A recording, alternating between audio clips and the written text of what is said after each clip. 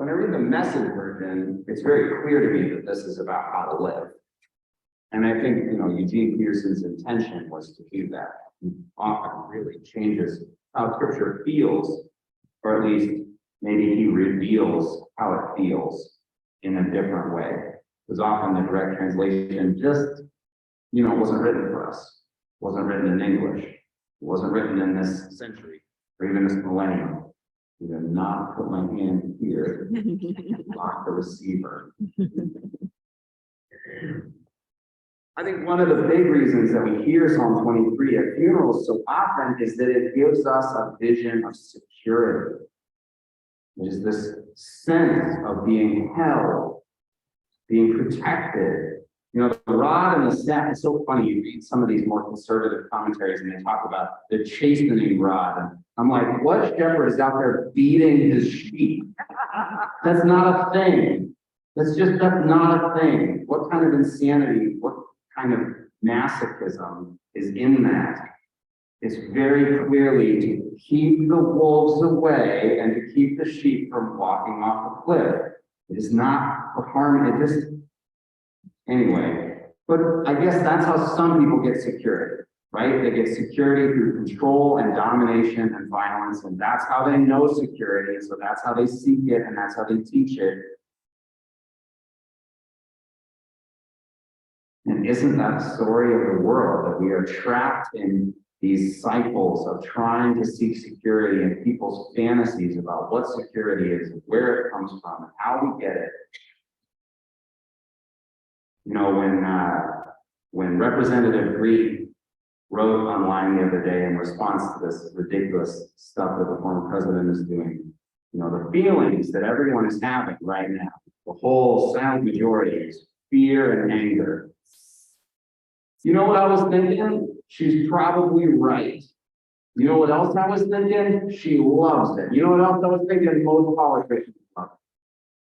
Most people that want to be in control want us to feel angry and scared, because we are so manipulatable when we are angry and scared. If you don't know what I'm talking about, it'll be all over the news cycle. You'll find out.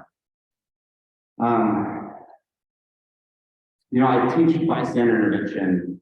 Well, I don't really teach them. I facilitate workshops. And one of the things I always lead with is the brain science on this. Because the brain science on this is very clear. When you're scared and when you're angry, you're dumb and you're mean. Like, it's not your fault, it's how your brain works. When you're scared and angry, this front part of your brain that does compassion, critical thinking, empathy, that part turns off. And this back part that does get out of here alive is all that's running.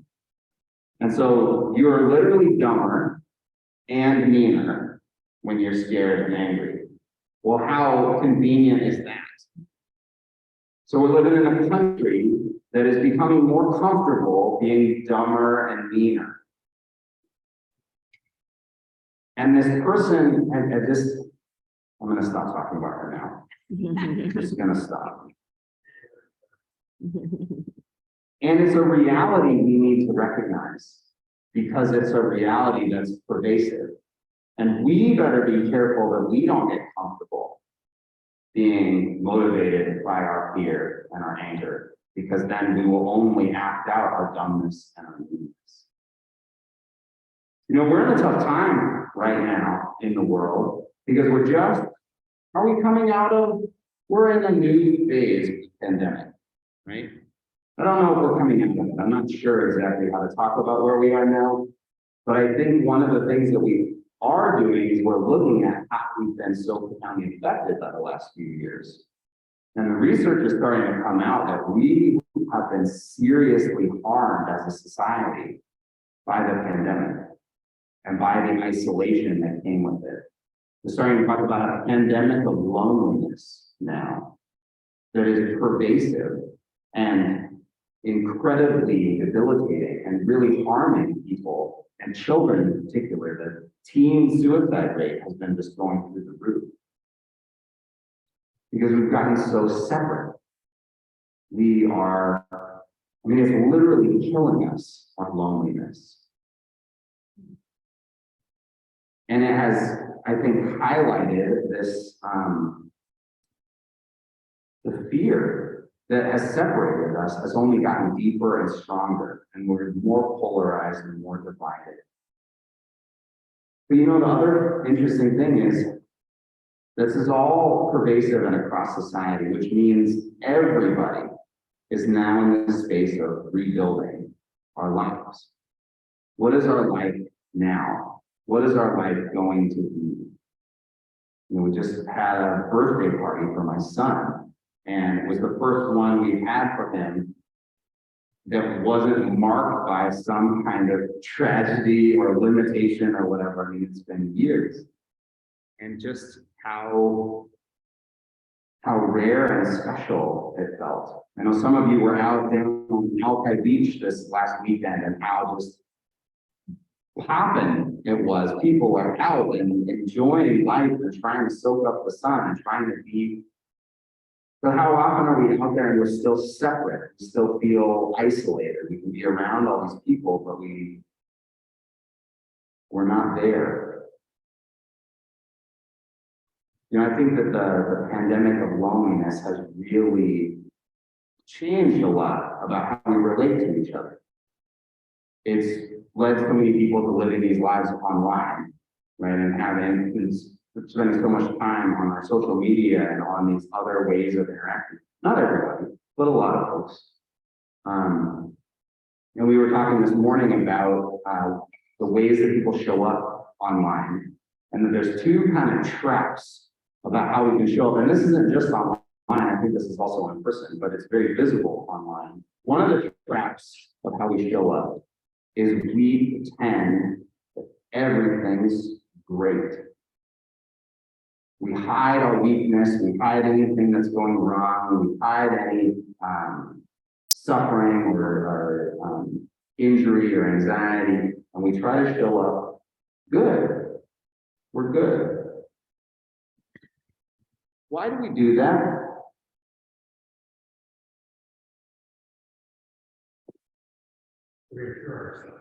To reassure ourselves that things are okay, because we want that security. We want it to be true. Kind of the fake it till you make it. Why else? Just talked about this in the lunch meeting. Part of it was also how you were raised, whether you learned that it was okay to share these things, and whether people would care, or whether that made you feel more vulnerable. Sure. Not wanting to burden other people. Mm-hmm. Right, we don't want to put it on other people. Maybe that's what we've learned, is like, your stuff is your stuff and you need to manage it. I feel like in the American society, in comparison to German or European society, it's more expected to be good, happy, to show your public place is supposed to be a happy place, that everybody can share. That's when you hold everything back. Sure. I do really think that probably a big part of it is this desire to like not impose ourselves on other people, because we've had those people that have done that to us, right?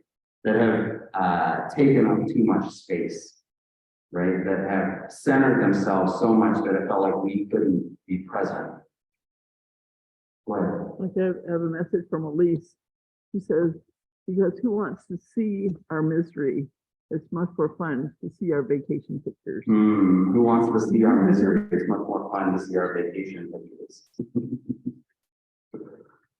And to have people feel jealous of us, right? Oh, yeah, they got to go do the thing. Go ahead. Yeah, and I know some people who didn't want people to know something really tragic was going on, because they didn't want people to think of them in that way. You know, they didn't want to be identified as the person who X,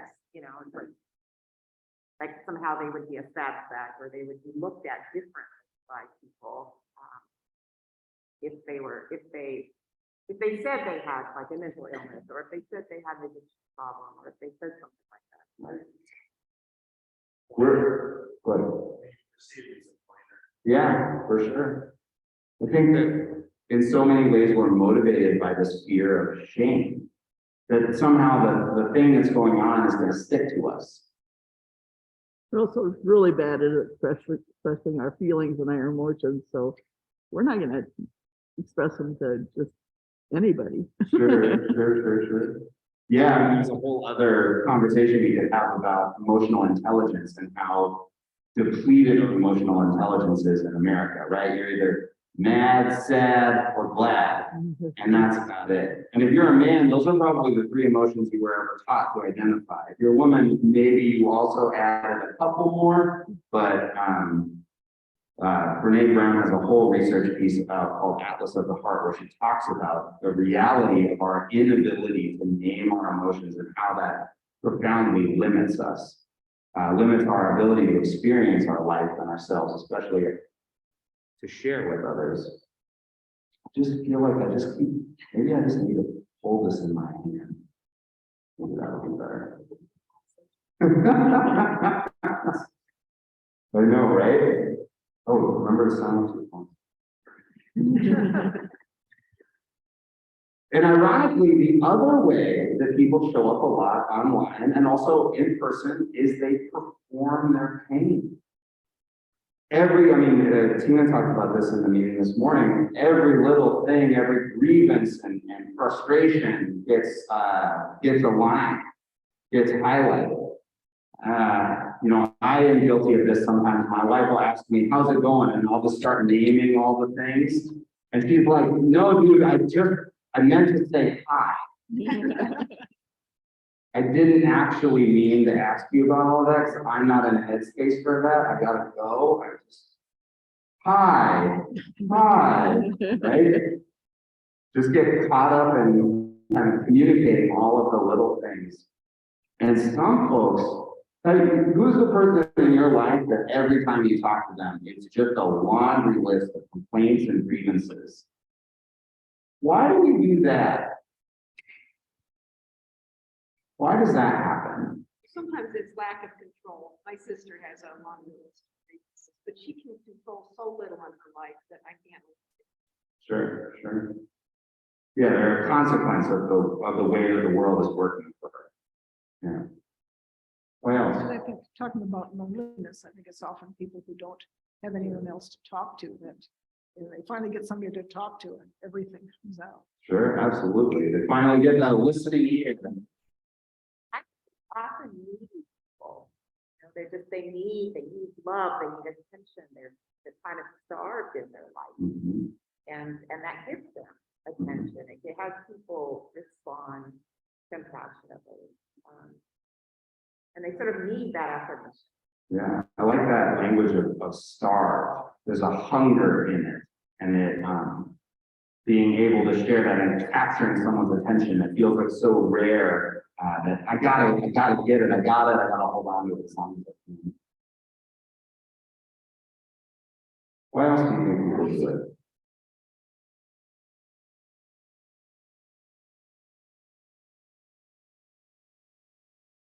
Well, I think they're asking for help a lot of times, although what I find interesting is quite often my response is to make suggestions they can do to help themselves. And sometimes they don't like that so much. It can work. Sure, yeah, you think they might want help, but then when you offer ways that they can participate in it, it's like, well, that's not what I came here looking for. You're gonna add something? I think some people just need to process through language what their concerns are for themselves. They aren't really looking for somebody to solve the problem. They just want somebody to hear it because they need to hear it. Right. Yeah. What were you gonna add? I was just going to add, I have a friend that's like that, and she really doesn't want me to give suggestions. She just wants to get it out. And sometimes when I try to suggest things, she'll say, I don't need you to fix it for me. I just needed to tell you this. And I think it's that partly processing and partly feeling overwhelmed by what they're going through and just needing to tell another person. Absolutely. Sometimes I think it's just, I exist, and it's not great over here, but I exist. I think so often what we really want from other people is this acknowledgement that we are and that we're worthy, that we matter. And sometimes I think people get stuck in these two ways of being. One is, I have to be good enough to be worthy. I have to not impose upon you in order for you to want to be connected to me. I have to be steeled and strong and self-reliant and independent so that I can be worthy of your attention and your energy and your time and your love and your care. I need to not take too much from you, so you'll give me that little bit.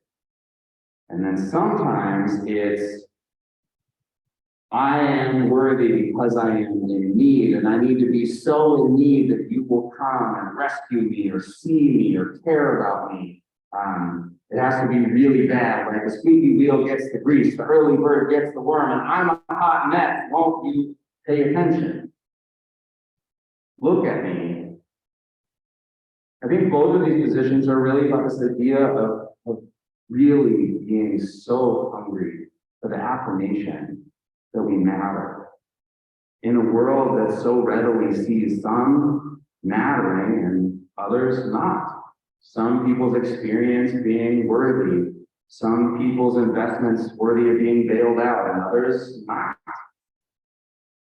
Some people's futures being worth considering, and other people's present realities being unimportant. I think there's all of this trying to be affirmed, and at the same time, both of these positions are like, look, but don't see. Because the reality is, when people actually connect with us, when people actually get close to us, they start seeing who we really are. And I think sometimes we're actually terrified of being seen. And this wall of complaints and concerns and anxieties is actually a buffer against our heart. Just the same as this wall of perfectness and put togetherness and completeness is a buffer against our heart. I was listening to a podcast the other day, and it was the former Surgeon General of the United States, and he was talking about this pandemic of loneliness. And what he said was, it's not enough to be loved. We have to also be known.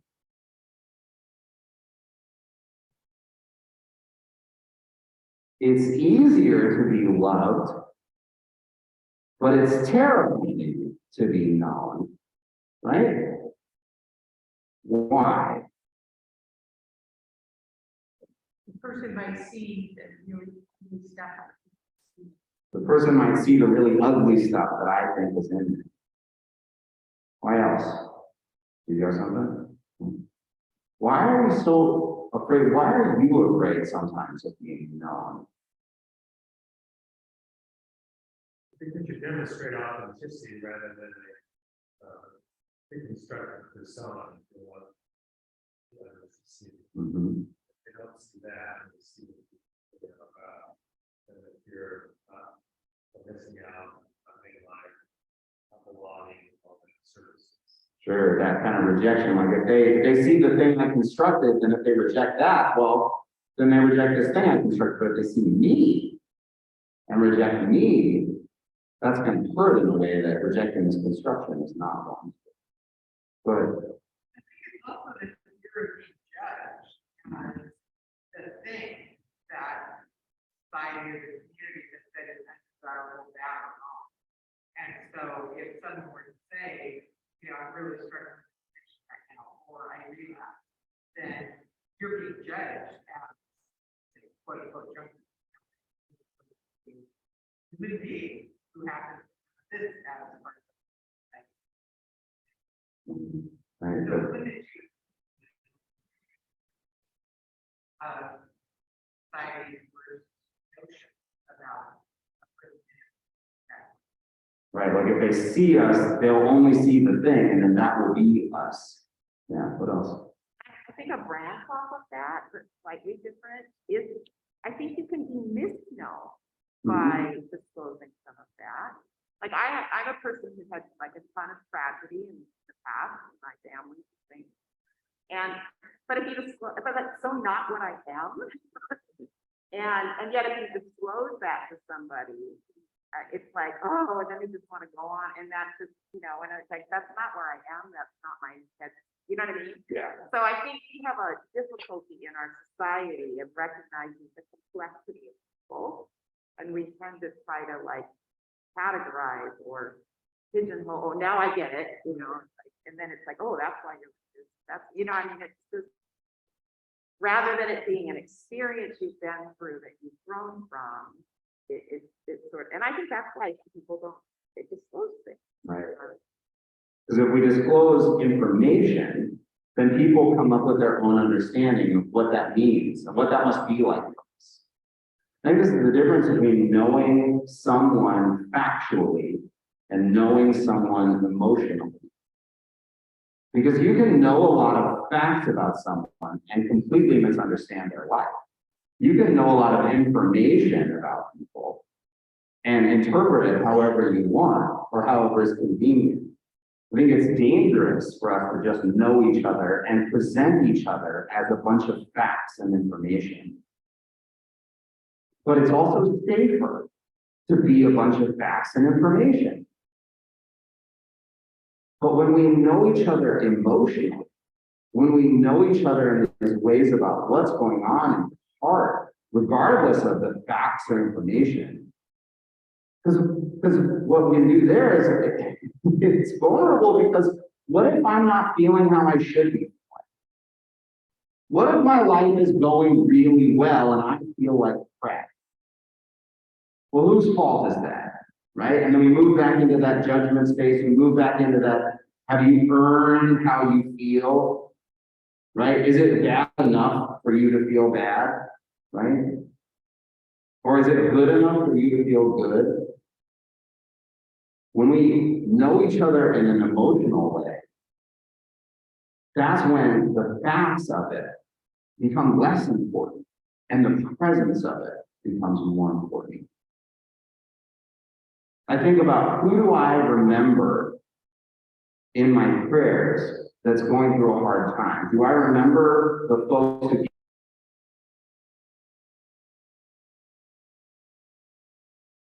go through what they're going through?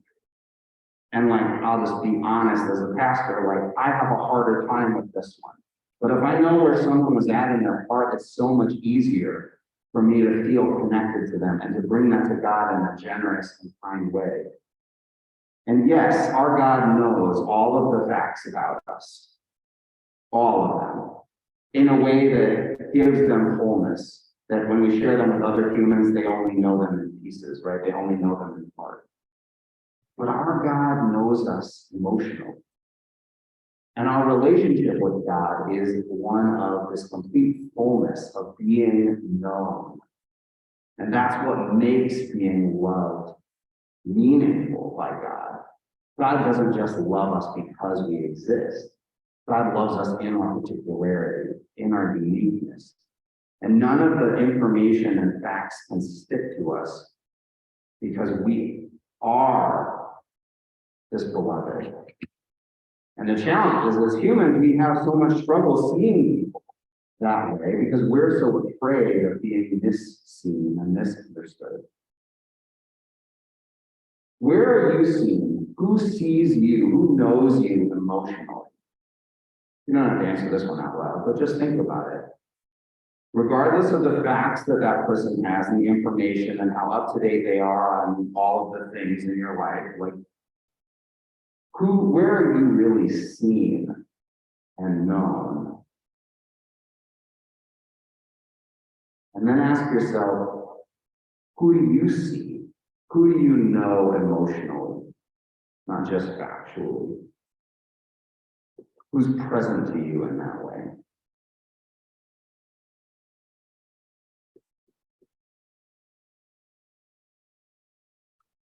We're in this pandemic of loneliness. We're in this place of separateness. And everybody is rebuilding their relationships. And we have this opportunity to rebuild our capacity to know each other in a different way. God knows you. And God's love for you is real. And as we become more capable of seeing each other and knowing each other in a new way, I think we can make God's love real in each other's lives. And maybe that description of the world as full of hate or fear and anger, maybe our loneliness is what's feeding that. And maybe it's our seeing each other that can heal it.